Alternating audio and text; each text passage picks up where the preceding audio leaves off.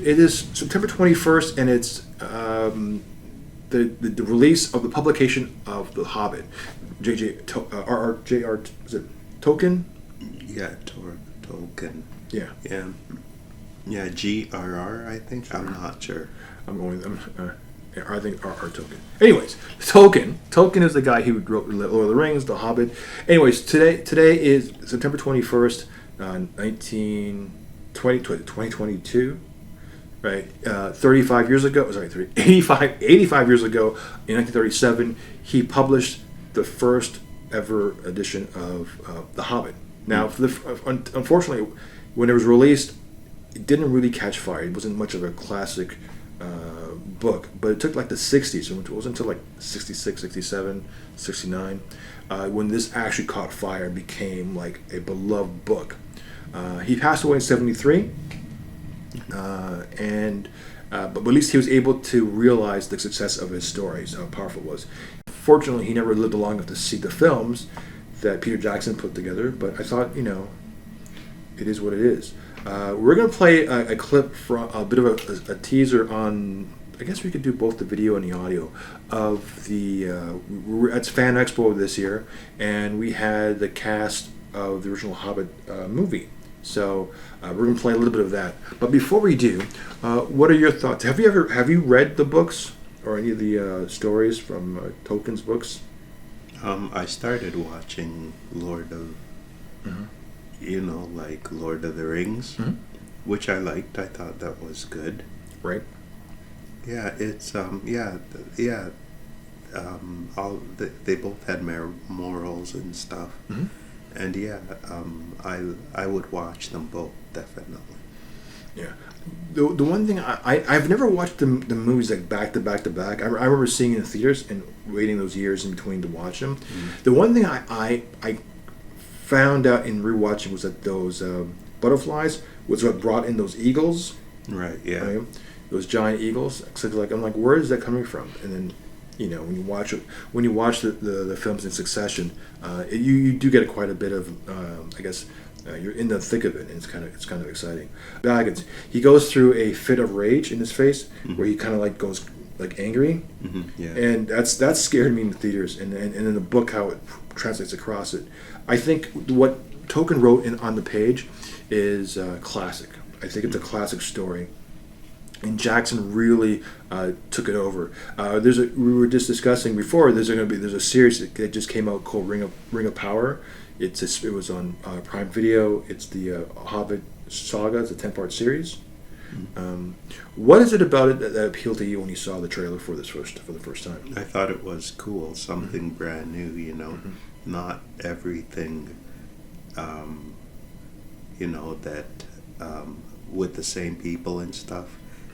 I think that's going to be different, and definitely a whole band of people, and it's something to look forward to. Sweet. Well, on that case, I'm Ray. I'm Evy. We have a website down below, and also we'll be playing a clip now from our sessions at the Q&A at the Fan Expo with the cast of The Hobbit. Take care. Yes. Well, no. There's a quote. There's your quote about Gandalf to you about to know what to do with the time that's given to us. that one in the smallest. Even the smallest person can change the course of the world. Yeah. Those are incredibly beautiful. Well, by stay with me, when you say it stayed with me, it's close to me. But I also love, your speech in the films. It sort of feels like it becomes the central thesis to the movies at that stage. It's so profound and applicable to any time, That's what I was going to say with COVID. Even darkness must pass. Yeah. And a new day will come. Yeah. Super inspiring. Really good. Yeah. This question. Oh, sorry. Yeah. No. I like that. I like the scene with Pippin and Gandalf, where Pippin says, I didn't think it was gonna end this way, and then Gandalf kind of just schools him and says, no, it doesn't end like this. This is just a new adventure. We go off to this place and just it's a beautiful moment between two characters where he's just like, well, yeah, maybe we will die, but it's going to be an amazing thing that we do next. You know, that's... Well, that doesn't sound too bad. Yeah.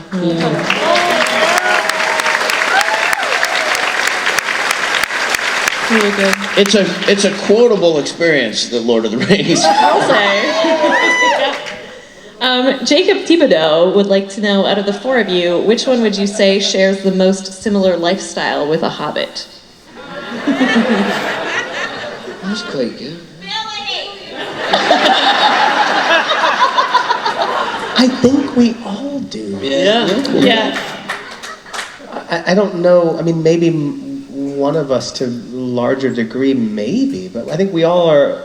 The reason we all connect so much is because we're quite similar in terms of the things that we connect with and love. I mean, maybe we have different elements of hobbity things that we were more into. Some of us are more into pipeweed. Some of us are more into That's where I was going.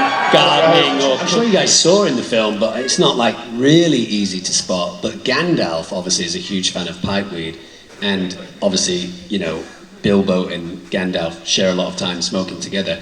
Gandalf's pipe, I believe, would have come from the Shire. I think that's a Hobbit pipe that they were like, here Gandalf, we made this for you, it's bigger than what we have, but it's kind of Hobbit style.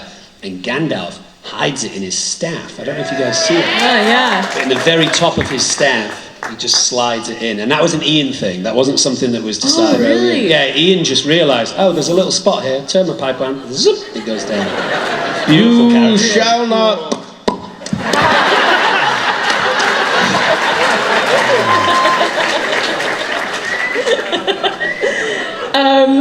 Great stuff. This is from Julie Barricado, so thank you, Julie, for each one of you. If you were to play any villain, who would it be? And please give us a line as that villain. You mean from Lord of the Rings? From anything. Of any villain? Yeah, any villain. No pressure. Demogorgon? That hurts. Wow. Too soon. Right here. We were friends right up till that moment. Now we have a lot of repair work to do on our relationship. I mean, the Joker would be fun. The Joker's always fun, schizophrenic, elements to his personality, all over the place, hard to predict, working in chaos. You can really go anywhere with him, that kind of thing. And then an impression. I'm going to show you a magic trick. Very good. I got one. Yeah. Gargamel. Gargamel from the Smurfs. He's got the cat, and he has a signature, his hook, his phrase. Does anybody know it? Are you dead yet? He says that to the high because he wants it. No, but there's something else like in the vein of, and I would have gotten away with it too if it wasn't for you meddling kids. It's like one of those. That no, I know, but I mean like Gargamel has something that's like that. Actually, I was in Scooby-Doo, and the character I played was Sean Astin. And the Scooby-Doo and the gang, there's something about we've got to get to this hardware store to get rid of a ring to something or other, and they all keep rooting, Sean Astin? You know, like, Scooby, so stupid. I was having so much fun on that one. So fun. Yeah, Gargamel, take that. Great. So I think, who was the guy in Batman who was big? Bane or something? Bane, I think that would be a good Bane. Once I'm bulked up. Oh yeah. Give me a line that he says. What does he say? It doesn't... Does he have anything I can't... What is it? It Doesn't matter.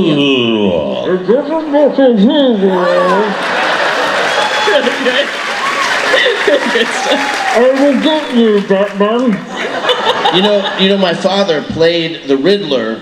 There were 4 Riddlers on television, and so Frank Gorshin was the first one, and I think my dad. So riddle me this, Batman. He kept, I like that. Riddle me. Oh, great. I know I already chose one, but I've been a little greedy.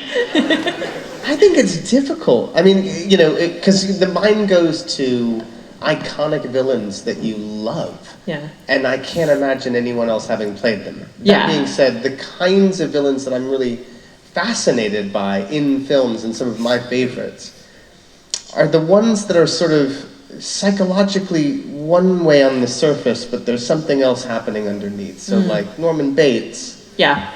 Who's so friendly and effusive and lovely, and brings her into the the motel, and well, I have a kind of difficult relationship with my mother.